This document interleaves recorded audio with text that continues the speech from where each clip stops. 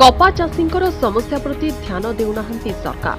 चाषींकर उन्नतिर नारा देउथिबा सरकार गंजाम जिला सानखेमुंडी ब्लॉकर कपा चाषी को अणदेखा करुथिबा अभियोग होइछि।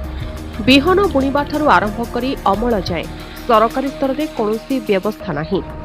नियंत्रित बजार कमिटी पक्षरु केवल कपा मंडी निर्माण होइछि, हेले बिक्री बटार व्यवस्था होई नाही। जार सुजोग ने आंध्र बेपारी सानखेमुंडी कपा चाषी को शोषण करुथिबा अभियोग होइछि। पूर्वरु cotton corporation of India, eco pharma Kesinga, Balaji सूताकला आसिका और रायगड़ारू संपृक्त कंपानी गंजामरू कपा किणी नेउथिले। गत वर्ष केवल cotton corporation of India Rayagada कपा किणिथिला। गत वर्ष क्विंटाल पिछा दर 2950 टंका रहिथिबा बेले चलित वर्ष 3800 टंका धार्य करा जायछि।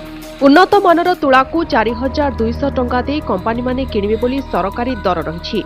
एहाकू 4500 को वृद्धि करिबा पई कपा चाषी दाबी करिसंती। कपा बेसी रेट कमी जाउची, याडे हमर तासी खर्च होउची अधिक, हजार हजार मंजी देकी आनचू।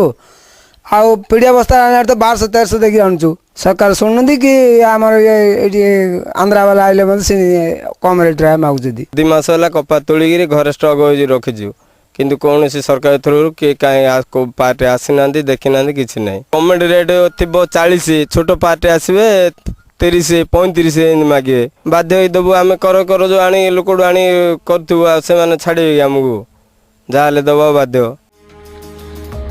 सानखेमुंडी रे ए वर्ष 496 हेक्टर जमी रे कपा चाष होइथिला। तेबे अदिनिया वर्षा जोगु चाषी बहु असुविधार सम्मुखीन होइछंती। तथापि जहाँ जेतिकी अमल होइछि ताकू बिक्री करिबा पई एबे बहु असुविधा भोगुथबा अभियोग होइछि। सेपटे बजार दर निर्धारित कराजिबो, बिक्री बटर सुविधा करागले चाषी उपकृत होई परिबे बोली कहिसंती सहकारी कृषि अधिकारी।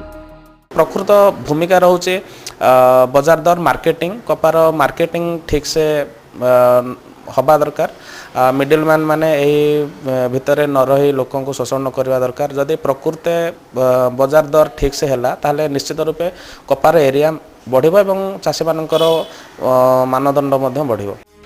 कृषि जगत रे कपा को धड़ा सुना भाव आख्या दिया जायछि, हेले चाषी को सरकारी प्रोत्साहन देबारे ठोस पदक्षेप ग्रहण करा जाउनथिबारु एही चाष कमिबारे लागिछि।